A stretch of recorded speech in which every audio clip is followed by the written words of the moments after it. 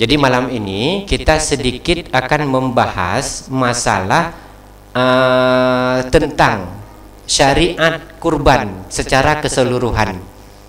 Dulu waktu di Ummul Qura Makkah Al-Mukarramah bersama Sayyid Alawi, kami juga sempat beberapa kali menjelaskan tentang syariat kurban, tapi tidak dipadatkan jadi 1 jam.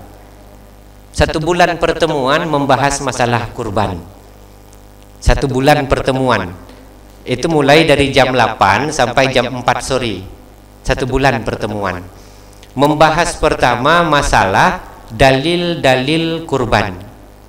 Sebelum kita membahas dalil-dalil kurban, kita semua tahu bahwasanya Al-Quran dan Al-Hadis merupakan puncak dari semua dalil yang ada dalam syariat Islam. Saya berikan bayangan dulu. Al-Quran itu merupakan kalamullah yang memiliki ribuan daya faham dan ribuan pemahaman, bukan cuma pada ayatnya tetapi pada kalimatnya. Secara garis besar, ayat Al-Quran yang konon katanya 6.666 ayat, itu bagi yang belum ngitung. Kalau udah ngitung nggak akan sampai segitu. Tapi karena banyak wajah-wajah yang belum ngitung, kita katakan saja segitu. Tersusun dari 77.934 kalimat. 77.934 kalimat. 1 kalimat saja memiliki begitu banyak makna dalam Al-Quran. 1 kalimat. Bahkan Allah sendiri yang menjelaskan dalam surat Al-Kahfi ayat 109 yang sering kita baca di hari ataupun malam Jumat. Qul law kanal bahru midadan li kalimati rabbi lanafidal bahru qabla an tanfada kalimatu rabbi walau ji'na bimithlihi madada. 1 kalimat saja memiliki begitu banyak makna. Ingat, 1 kalimat.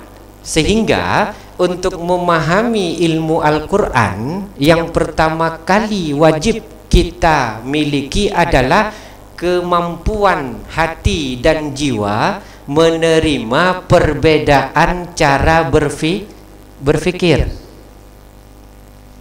Imam Zarkashi berkata dalam kitab beliau Al-Burhan fi Ulumil Quran, in annahu ma min naw'in min hadhil anwar walau aradal insanu istihsa'ahu lastafral umrahu walam yukhtim amrahu.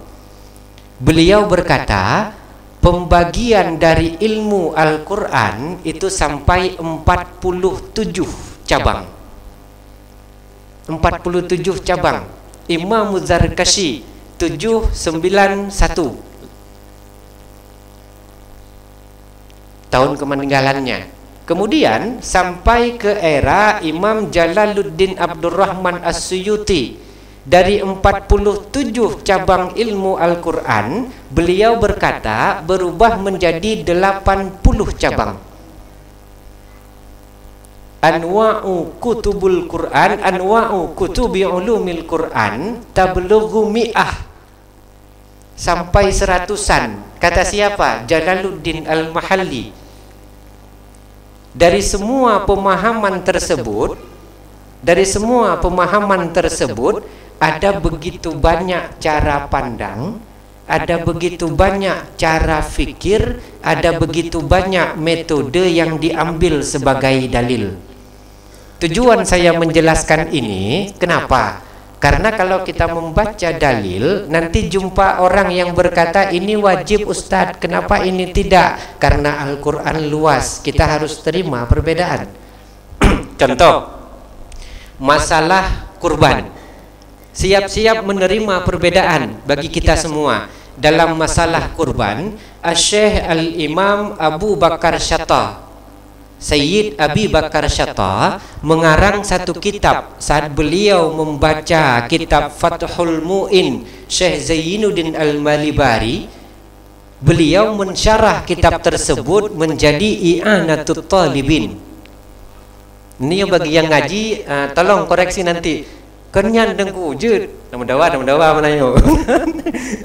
Ada Fathul Mu'in Syekh Zainuddin Al-Malibari saat dibaca oleh Sayyid Abi Bakar Syatta, beliau takhrij menjadi kitab I'anatul Talibin.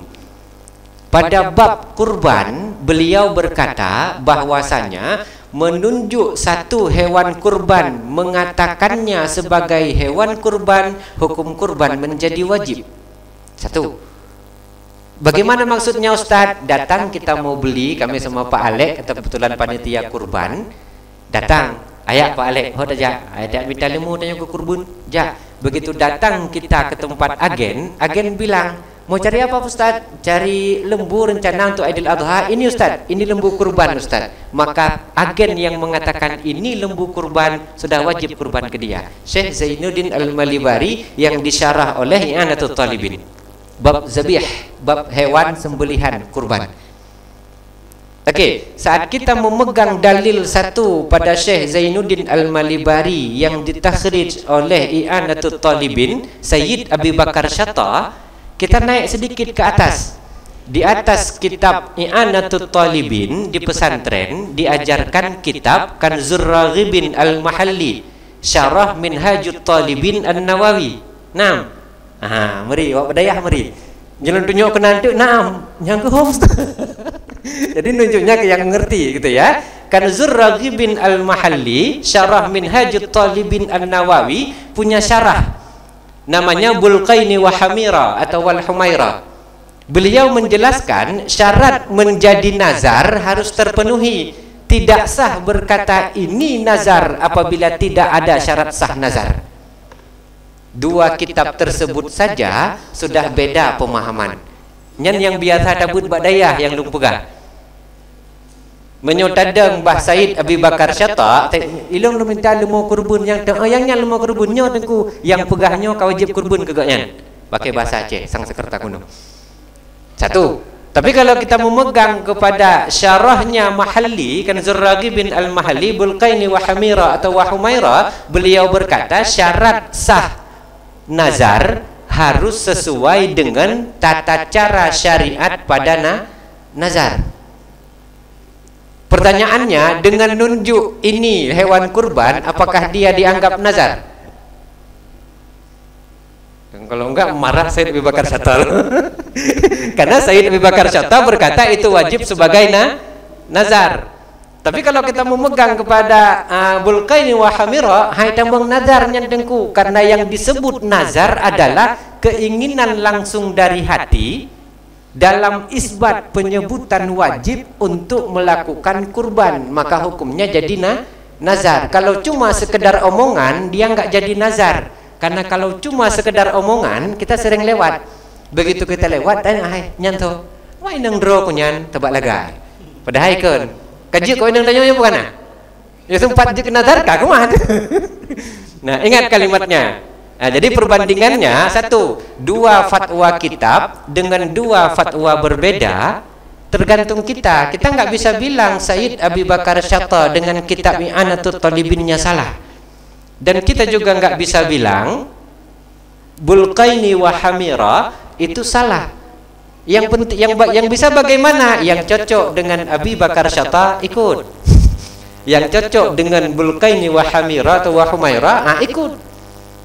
Kita milih yang mana? Dalam syariat kita baca satu kitab. Nama kitabnya adalah Nihayatul Matlab fi Dirayatil Mazhab. Nama pengarangnya Abu Muhammad Al-Haramain, murid langsung dari Imam Al-Muzanni. Al-Muzanni murid langsung dari Imam Asy-Syafi'i. Dalam kitab beliau juzuk keempat Nihayatul Matlab fi Dirayatil Mazhab, beliau merincikan. Saya enggak jelaskan pakai bahasa Arab karena memang muka-muka kita bukan muka orang Arab. Nah, muka kebanyakan makan jengkol sama peti Cina kan nggak cocok ngomong bahasa Arab. Ada, langsung saya jelaskan saja. Kurban itu wajib yang pertama apabila dia nazar. Nazar itu sah apabila diisbatkan dalam hati dengan keyakinan yang kuat dengan hukum mubah ke atas. Kalau makruh dan haram maka nazar tidak sah. Ya Allah, menyobusut leboh nomor malamnya ya Allah, haji pada umur itu kusi kurban. Itu hukumnya jadi haram, maka hukum nazar tidak sah. Berarti kurban tak wajib. Atau enggak begitu, ya Allah, istriku sakit-sakitan ya Allah. Kalau cepatlah dia mati ya Allah, aku bisa cari yang lain, ku nazar satu lembu besar ya Allah. Umpama ini, jangan jadikan doa beneran ya, umpama. Nah, kan? Maka itu pun hukumnya nazar tidak terjadi karena dilarang dalam syariat. Tapi hukum yang mubah sah. Mana contoh nazar? Seperti yang tadi, kalau jadi lewat PPTK untuk tahun ini, nazar kambing 1 di bulan haji, maka jadi lewat hukum nazar jadi wajib 1. Yang kedua, hukum kurban wajib dari kurban amanah. Kurban amanah, duduk-duduk kita sedang sama ayah atau sama kakek, si kakek cerita, hanya pada umur nya orang haji sang si bulun tu mungkin sebulan lagi kakek. Pakan kakek, kenapa kek? Entahlah nak, kok kayaknya pengen kakek kurban. Kalau kakek enggak panjang umur nak, karena kakek pun sekarang gak ada rezeki. Kalau kau ada rezeki nak, mau kan kau kurban untuk kakek? Mau kek? Qadarullah, ternyata benar meninggal si kakek. Kita sudah berkata mau, maka hukum menunaikan kurban kakek dalam bentuk kurban amanah hukumnya wajib. Dah. Kemudian yang jadi problematikanya sekarang untuk menunaikan kurban wajib, syarat ketentuan berlaku. 1. Kurban wajib yang menjadi mustahik kurban itu wajib fakir dan miskin, tidak boleh ada yang lain. Dan tidak boleh dinikmati oleh ahli kurban. Beda sama kurban sunnah. Kalau kurban sunnah, 1/3 boleh diambil yang berkurban. Lalu pertanyaannya, kalau kita tahu yang wajib menerima kurban wajib cuma fakir dan miskin, nampak pelagak-pelagak, kasih minum. Dehidrasi nggak bisa ngerti ini. Dehidrasi nggak nyambung, nanti bahaya gitu ya. Kalau cuma fakir dan miskin yang boleh diberikan sebagai mustahik kurban, yang berhak menerima daging kurban wajib, kalimatnya daging kurban wajib. Udah, lalu kita mengambil fatwa Sayyid Abi Bakar Syata, nunjuk aja bilang ini lembu kurban, jadi kurban wajib. Pertanyaannya, udah berapa kali orang di tempat kita melakukan kurban wajib tapi tidak sah kurbannya? Karena dibagi satu kampung semua dapat. Kenapa? Karena syaratnya jelas, dibagikan cuma pada fakir dan miskin. Lalu udah pakai pendapat Sayyid Abi Bakar Syata. Saat kita memakai pendapat Sayyid Abi Bakar Syata, tidak boleh diterima oleh ahli kurban. Yang berkurban nggak boleh dapat. Tidak boleh diterima selain oleh fakir dan miskin. Pertanyaannya, saat fatwa itu kita berikan untuk kita pakai di kampung kita, itu panitia kurban wajib berupaya merealisasikan fatwa itu. Dengan cara apa? Kamu nak kurbannya jak kena ile cipa jelah waden neblo kurban orangnya kiban lung pegah luak mita lu mau kurban. Kemudian wadai tanya lengan, kana lu mau kurban, kana nyempat lu mau kurban, nyan wajib ke drone, hana wajib ke jamaah.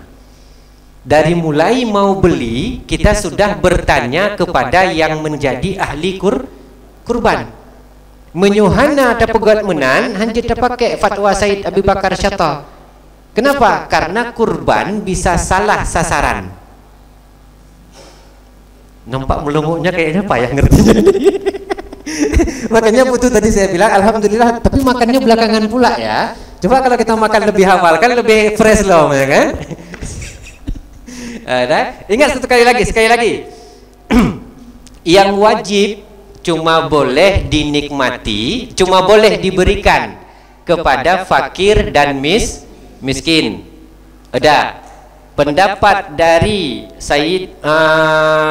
Syekh Imam Al-Haramain, wajib itu yang pertama nazar, yang sah nazarnya. Yang kedua amanah. Ada. Sementara yang dikatakan oleh Sayyid Abi Bakar Syatta dalam kitab I'anatul Talibin menyebutkan ini hewan kurban oleh orang yang membeli atau menawarkan, maka orang yang menyebut itu sudah wajib berkurban dengan binatang kurban tersebut. Lalu kita pakai fatwa Sayyid Abi Bakar Syatta menunjuk dah lu mau kurban, oh nyempat lu mau kurban kamu. Berarti isbat sudah wajib. Saat kita mau sembelih ke menasah, itu wajib bilang sama panitia kurban, nyo kurban nyo jud ke wajib. Jadi ranu panitia tolong tiat be ne bagi selain kepada fakir dan miskin. Mudah mana mengikuti fatwa Sayyid Abi Bakar Syatta dengan fatwa kitab Nihayatul Matlab fi Dirayatil Mazhab.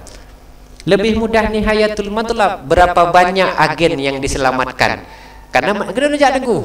Asal kata to bulan kurban, nyan agen gerugo matang birun, agen lemo mandum sapat. Tengku lemo kurban kerja nya, hai lemo kurban cukup gak barang gitu kan? Secara hukum Sayyid Abi Bakar Syatta, dia yang wajib kurban, bukan kita yang mau beli. Jadi betapa banyak yang diselamatkan atas hukum tersebut. Tapi kita tidak menyalahkan. Ingat kalimatnya, sekali kita membahas tentang fikih yang dasar hukumnya dari Quran, midadal li kalimati rabbi walau ji'na bimislihi madada. Satu kata saja punya begitu banyak makna. Makanya kita baru bahas 2 kitab dengan 2 makna. Kita belum ambil kitab yang lain, banyak masih. Tapi takut tak siap pula malam ini. Nah, satu.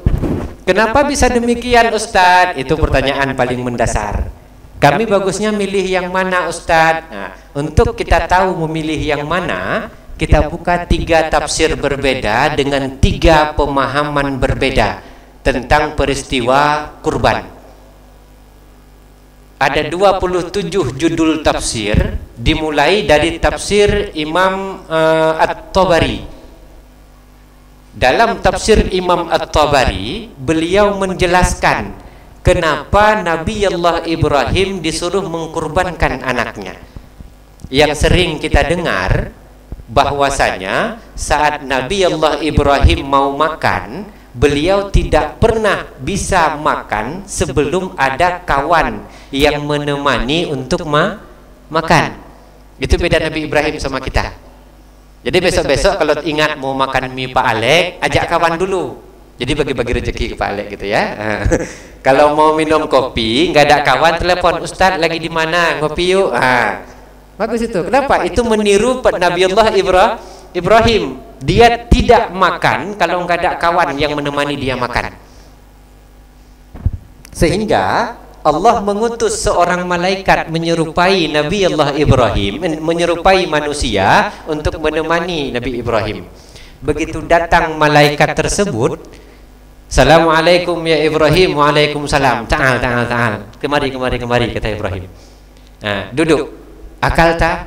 Lama. Jo'an kalau bahasa kita. Udah makan? Belum. Lapar kali ini. Duduk. Bagus. Kita makan sama-sama. Sebelum kau makan, kau bertasbih dulu 3 kali. Bertasbih karena dia malaikat. Nabi Ibrahim nggak tahu. Setelah Nabi dia bertasbih, tasbihmu sangat indah, kata Nabi Ibrahim. Sebentar lagi kita makan. Beliau langsung ke belakang, diambilnya 1, kalau bahasa kita kibas, kambing. Disembelihnya kambing, di ilha bahasa Aceh, dibetetinya, dipanggangnya, makan mereka berdua. Kenapa engkau memuliakanku begini? Karena Allah meminta kami para nabi memuliakan tamu. Dan aku sudah menyembelih 1000 ekor kambing, 500 ekor sapi, 100 ekor unta, kata Ibrahim. Kalau Allah ingin aku menyembelih anakku, maka aku pun akan menyembelihnya. Itu isbat pertama, dulu belum punya anak. Sehingga asbabun nuzul itu dalam kitab At-Tabari, tafsir At-Tabari mengatakan asbabun nuzul pertamanya Nabi Ibrahim kelepasan ngomong. Itulah yang jadi dalil Sayyid Abu Bakar satu. Kita buka tafsir yang kedua 470 Hijrah. Nama tafsirnya Mafatihul Ghaib Ar-Razi. Nama pengarangnya Asy-Syaikh Al-Imam Fakhruddin Ar-Razi. Disebut juga dengan Tafsir Al-Kabir, 35 juzuk besar. Beliau menjelaskan pada suatu hari Allah mengutus malaikat untuk mengambil Ibrahim alaihi salatu wassalam untuk terbang ke langit melihat ke alam para malakut. Begitu sampai ke alam para malakut, Nabi Allah Ibrahim takjub. Saat Nabi Allah Ibrahim takjub, begitu besar kuasamu ya Allah, begitu banyak yang menyembahmu ya Allah. Diturunkan ke bumi. Saat hampir sampai ke bumi, diperintahkan oleh Allah kepada malaikat memutar jalan. Diperlihatkanlah kepada Nabi Allah Ibrahim orang yang tidak menyembah Allah, orang yang zalim kepada sama manusia, saling bunuh, saling melakukan yang haram. Kemudian ditanya oleh Allah kepada Nabi Allah Ibrahim, Ibrahim, bagaimana pendapatmu dengan orang yang begitu? Ya Allah, dia hidup di bumimu, tapi dia maksiat kepadamu ya Allah. Lantas bumi hanguskan mereka ya Allah, matikan mereka. Dituruti oleh Allah, dimatikan. Lewat lagi, pergi. Lihat lagi orang-orang yang zalim, hidup di bumi Allah, tapi tidak beriman kepada Allah. Ditanya, yang itu Ibrahim, ya Allah, dia manusia yang sombong, hidup di bumimu, tapi engkau pun tak dikenalnya. Islam pun dia tak melakukannya. Lalu bunuh mereka ya Allah. Dituruti oleh Allah. Begitu Nabi Allah Ibrahim punya anak, giliran Allah yang ganti. Ibrahim, bunuh anakmu. Kenapa ya Allah? Kenapa harus aku sembelih dia? Dia jantung hatiku ya Allah. Allah menjawab dengan satu kalimat mudah. Saat dulu engkau menyuruh aku untuk membunuh semua makhlukku, aku turuti Ibrahim. Sekarang aku menyuruhmu, kenapa engkau cari alasan? Ya Allah, ini anakku ya Allah, lah yang sana semua ciptaanku. Nabi Allah Ibrahim menyerah, dibuatlah sembelihan untuk Ismail. Kitab kedua ini dipakai dalam lajnah mazhab yang diambil oleh Syekh Al-Imam Abu Hanifah, pengwajiban kurban. Itu dalil itu. Lalu riwayat yang ketiga. Nah, kita ambil dari satu kitab tafsir. Nama tafsirnya Tafsir Abbasi atau Tafsir Ibni Abbas. Tafsir Ibni Abbas 56 Hijrah, kalangan tabi'in, murid para sahabat. Nama tafsirnya Tafsir Ibnu Abbas atau Tafsir Al-Asrar, tafsir yang menyangkut langsung dengan hadis baginda Nabi. Saat Nabi Allah Ibrahim belum punya anak, dia sholat malam tak pernah berhenti. Dia rela dan sanggup berkorban demi Allah apapun yang diminta oleh Allah. Begitu Nabi Allah Ibrahim punya anak, kecintaannya kepada Allah ingin diuji oleh Allah. Saat Nabi Allah Ibrahim sedang sholat malam, yang diteruskan oleh cucu beliau bernama Dawud menjadi sholat tahajud, yang diteruskan oleh cucu beliau bernama Muhammad sallallahu alaihi wasallam bernama tahajud. Saat beliau sedang sholat malam, Ibrahim sedang rebak tidur di atas tempat tidur, amben kalau bahasa kita. Sedang dia sholat, dilihat matanya ke arah Ismail. Usia 6 sampai 7 tahun Ismail. Di atas tempat tidur Ismail, dia guling-guling anak kecil tidur. Begitu Ismail mau jatuh, dia baru 1 rakaat sholat. Dirusaknya sholat untuk mengambil Ismail agar tidak terjatuh, Allah sakit hati. Kalimat Allah sakit hati bukan berkata Allah punya hati. Ingat kalimatnya ya, jangan salah mufhum. Allah cemburu. Sehingga bagaimana Ibrahim sembelih anakmu, diambil oleh Nabi Allah Ibrahim di usia 7 atau 13 tahun, dibawa, diwahyukan lewat mimpi. Setelah dibawa mau disembelih, saat mau disembelih Allah sudah meridai. Kenapa? Ternyata dia benar mencintai aku. Dia benar mencintai aku, bukan mencintai anaknya. Sehingga saat aku perintahkan menyembelih anaknya, dia menyembelih anaknya. 3 kali disembelih, kali yang ketiga lepas, ternyata kambing. Maksudnya apa? Allah maha cemburu. Allah secara firasat bukan menyuruh Ibrahim untuk menyembelih Ismail, tapi sembelihlah kecintaanmu kepada Ismail. Jadi kalau ada bapak-bapak di sini yang biasanya rajin subuh waktu dia lajang, begitu dia sudah menikah, karena istrinya sekarang ada di sampingnya, dia jadi malas subuh, maka sembelihlah si Dah, selesai. Maksudnya sembelih kecintaan kita ke dia. Jangan beneran, bahayanya. Sembelihlah kecintaan kita ke dia. Betapa banyaknya orang yang waktu lajang nggak pernah absen dia ke masjid. Begitu dia setelah menikah mulai bolong-bolong. Kenapa? Kecintaan dia ke Allah tertukar dengan kecintaan dia ke istri. Itu disuruh sembelih kecintaannya, bukan istrinya. Dari 3 riwayat pemahaman itu, dari sinilah diambil beberapa hukum yang menjadikan kurban itu. Ada yang mengatakan wajib, ada yang mengatakan sunnah, ada yang mengatakan wajib kalau mampu, ada yang mengatakan sunnah bagi semuanya. Yang fatwa wajib langsung siapa? Imam Abu Hanifah.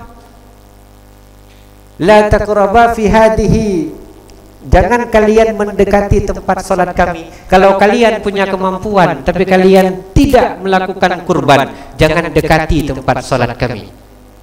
Ada wa'id, ada ancaman dari Rasulullah. Sehingga Imam Abu Hanifah meletakkan wajib melakukan kurban bagi semua muslimin muslimat. Ada yang pakai mazhab Abu Hanifah di sini? Kalau ada bagus, berarti banyak kurban kita hari. Satu. Kembali kepada pokok bahasan, kurban itu tergantung fatwa kita, merujuk ke kitab yang mana. Kalau memang kita mau mengambil madhab Syafi'i murni, nama kitabnya Al-Fiqhul Islami wa Adillatuha, fikih Islam 4 mazhab. Dia Fathul Jadid, fatwa akhir zaman yang sifatnya adalah mutaakhiran, sesuai masa. Syekh Wahbah Az-Zuhaili berkata, madhab Syafi'i tetap isbat niat muqaranah, menyertai perbuatan dengan sama kayak sholat. Kita sholat dari rumah niat atau pas mau Allahu Akbar, waktu Allahu Akbar kita niat. Jadi kalau mau kurban, niat wajib atau sunnah waktu menyembelih. Makanya Rasulullah mencontohkan, ya Aisyah, gosok golokku, digosok. Ya Ali, ambil kibasku. Diambil oleh Sayyidina Ali kibas, lebih banyak warna putihnya daripada warna hitamnya. Panjang tanduknya, bersih kukunya. Kemudian direbahkan oleh baginda Nabi, dinaikkan Nabi pahanya, kakinya sebelah kanan ke atas bahu kanan kibas, dijulurkan kibasnya, direbahkan, kaki Nabi sebelah menginjak pangkal paha dari kibas. Diambil pisau oleh Nabi, taqabbalallahu minna hada min Muhammad wa ali Muhammad. Ini dari Muhammad dan keluarga Muhammad. Kapan Nabi niatnya? Waktu menyembelih. Yang kedua dipanggil lagi, ambil satu lagi, hada min Muhammad wa ummati Muhammad. Ini dari Muhammad dan seluruh umat Muhammad. Muhammad. Baru pada peristiwa Haji Wada, Nabi menyembelih 100 ekor unta, 63 disembelih sendiri, 27 disembelihkan oleh Sayyidina Ali. Itu isbat. Kenapa setiap tahun Nabi sembelih satu unta. Lalu yang jadi masalah kalau kita Syafi'i, di sini kan Syafi'i semua nih, apalagi yang melaksanakan kurban nanti, panitia kurban, Pak Imam atau siapa membacakan nama Fulan bin Pulin, Fulan bin Pulin, Fulan bin Pulin, Fulan bin Pulin, sembelih. Yang nyembelih lain, yang baca nama lain, begitu kan? Ya tinggal sembelih dengan kebacaannya gimana caranya? Nah, dia ada dua. Saat itulah isbat niat. Kerbau kurban sunnah dari Fulan bin Pulin, Fulan bin Pulin, Fulan bin Pulin, Fulan bin Pulin. Goro, selesai. Sah, sah. Halal, halal. Selesai. Saat itu isbatnya. Lalu kalau yang wajib begitu juga. Kenapa? Mukara. Nah, kalau yang wajib. Jadi kalau besok-besok kalau melaksanakan prosesi kurban kita Syafi'i, ini bukan mengajari, tapi mengambil sedikit pengalaman. Kami hidup di negeri Hambali yang sebahagian besar negaranya dikuasai oleh Wahabi. Guru kami Maliki di Saudi Arabia. Tapi beliau mengajarkan bagaimana madhab Syafi'i menyembelih sesuai di hari kurban. Makanya kami pernah sembelih satu orang satu dulu, tapi kambing. Mahai lemo ya ram. Kambing kamu jamun. Bagaimana caranya? Kalau bahasa kita, ini dari Irwandi, kurban sunnah, kena tarik. Lalu kalau jamaah, ini dari Sipulan, kurban sunnah, tarik. Lalu kalau wajib, sebut kurban wajib dari Fulan bin Fulan, Fulan bin Fulan, Fulan bin Fulan. Yang wajib tak boleh bagi selain kepada fakir miskin. Yang wajib tak boleh dimakan oleh ahli kurban dan keluarga kurban. Kalau yang sunnah mau ke jauh manapun tak masalah. Kalau yang sunnah. Jadi penentuan itu yang mewajibkan boleh tidaknya kita membagi hewan kurban sama rata. Kemudian kemarin ada yang nanya, orang kampung sini juga, saya nggak sebut namanya, Ustadz, lembu Ustadz, kan ada Ustadz lembu Bali. Bali itu bukan pulang ya, bahasa Jawanya Bali pulang. Wis Bali ya kan? Ada lembu Bali, Ustadz sapi Bali, sah tidak Ustadz kita pakai sebagai hewan kurban?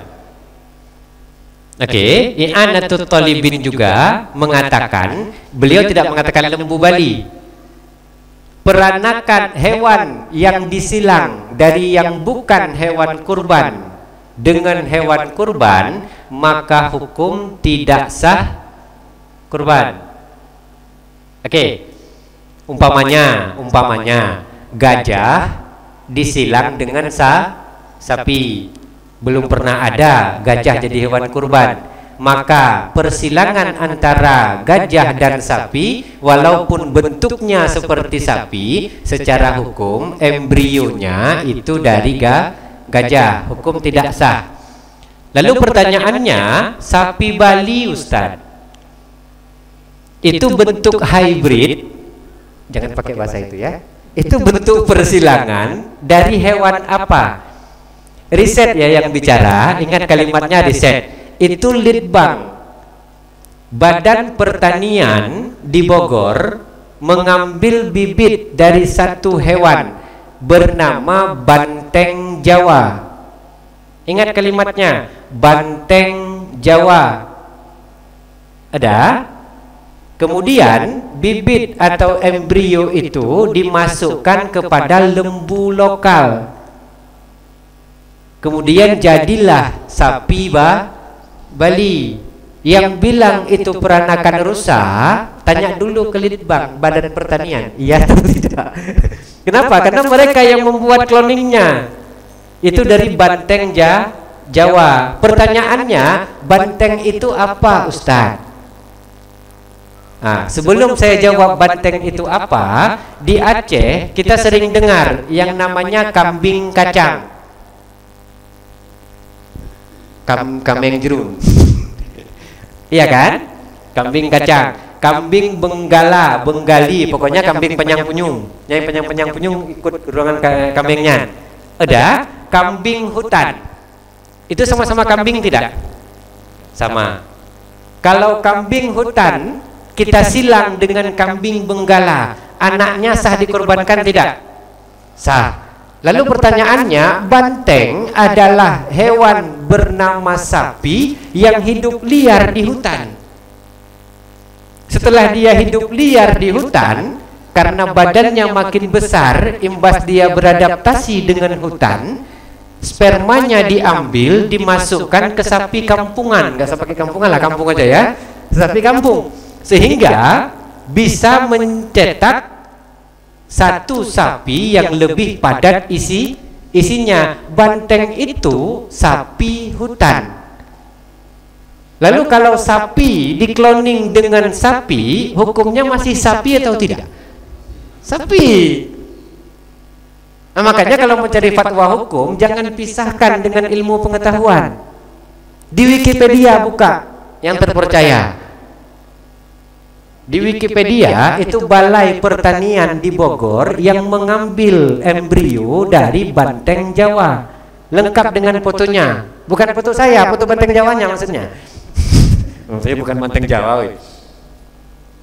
Lalu banteng itu merupakan jenis sapi yang hidup liar di hutan. Satu contoh ini ya, di Australia lembu atau sapi perah itu dikawinkan dengan bison. Kenal bison? Kapan kenalannya? Perasaan kenal nengok pun kagak. Bison itu sapi liar yang ada di pedalaman hutan Australia. Jadi tempat kita simental namanya. Simental sah tidak kita sembelih?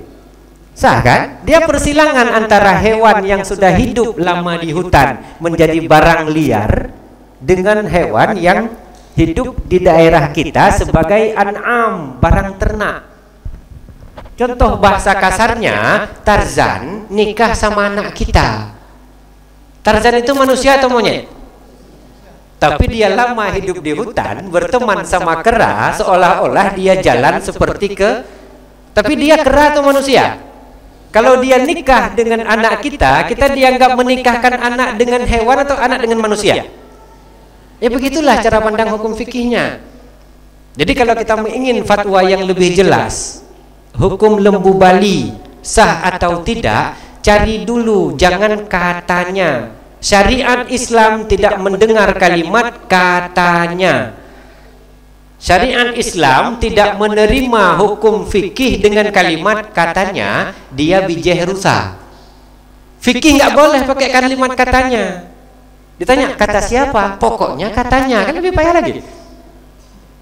Nah itu ya, kita semua punya. Makanya penetapan hukum fikih benar yang dikatakan oleh Sayyid Abi Bakar Syatta dengan ulama-ulama sampai ke atasnya. Mulai dari Sayyid Abi Bakar Syatta, Jalaluddin Al-Mahalli, kemudian Ibnu Hajar Al-Haytami, Tuhfatul Muhtas fi Syahril Minhaj, kemudian guru beliau Abi Yahya Zakaria Al-Ansari, Fathul Wahhab atau Manhajut Tullab, kemudian di atasnya senior beliau termasuk guru beliau yang mengarang kitab Fathul Bari Syarah Sahih Al-Bukhari, siapa itu? Ibnu Hajar Al-Asqalani. Kemudian era di sebelah beliau Imam An-Nawawi, Minhajut Talibin. Di atas Imam An-Nawawi, Imam Ar-Rafi'i dalam kitab Muharrar. Di atas kitab Muharrar, Nihayatul Matlab fi Dirayatil Mazhab, Imam Al-Haramain. Di atas Al-Haramain ada Al-Muzanni dengan Mukhtasarul Muzanni wa Infiradul Muzanni. Di atas Muzanni ada Al-Ummi Syafi'i. Semua kitab dari mulai Sayyid Abi Bakar Syatta sampai kepada Asy-Syafi'i, beliau berkata hewan cloning antara yang dikurbankan dengan yang tidak dikurbankan tidak sah untuk kurban. Hewan cloning. Tapi periksa dulu apakah lembu Bali cloning sesama hewan kurban cuma beda ekosistem atau tidak. Dan ternyata rilis dari Balai Peternakan, Papertapet dan Pertanian mengatakan lembu Bali merupakan jenis dari banteng Jawa yang disilangkan atau dihybridkan dengan sapi lokal kita yang kecil-kecil. Banteng Jawa warnanya hitam loh, tapi pantatnya bebelang, mirip pantat rusa. Makanya pantat itu sering menipu. Hati-hati ya. Kalau lewat orang nampak pantatnya, hati-hati, pantat itu sering menipu. Pantat banteng Jawa begitu memang dia kayak pantat rusa, ada bulatan putih. Ya, jadi kan kalau ditengok ini rusa ini, padahal pantat sering menipu, hati-hati. Ngomong pantat pulang gak enak menasah gitu ya. Tapi ini ilmu. Artinya sesuaikan analogi perbandingan fikih dengan merujuk kepada sains. Jangan cuma katanya. Jadi bagi yang bertanya sah atau tidak, setelah menelusuri fakta, hukum sapi Bali sah. Kenapa? Karena dia bukan cloning rusa dengan sapi, tapi cloning banteng Jawa dengan sapi lokal, demi menciptakan hewan hybrid yang memiliki daging lebih banyak. Nah, silakan buka Wikipedia untuk merujuk ke Balai Litbang Paper Tapet Bogor. Itu lebih mudahnya, karena itu bagian mereka yang mengkloning. Awak nangkap aja bingung apalagi cloning.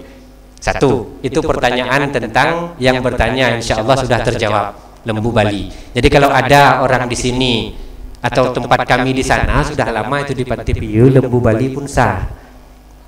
Nah, jadi kalau di sini mau sembelih lembu Bali ya boleh. Masih ragu-ragu, lu mau Aceh manteng lu dengku, ya udah lembu Aceh aja. Karena penting kita ingat, itu bison dinikahkan dengan sapi perdinikahkan, dikloning dengan sapi Australia, jadilah dia simental, bukan simental, simental. Kemudian sapi limousin yang panjangnya kayak mobil limousin tuh. Gua cuma bisa nyebutin, belum pernah naik juga mobil itu, Pak. Ada? Itu pun merupakan bentuk persilangan. Sama apa? Sama banteng liar dari Spanyol. Kan ada Bapak? Apa? Sama banteng juga. Tapi memang dasar lembunya sapinya sapi dari kalau nggak salah itu entah Jerman, dibuatlah limousin. Sehingga panjang dia, isinya banyak. Tetapi sesama sapi. Oke, itu sampai situ dulu masalah kurbannya.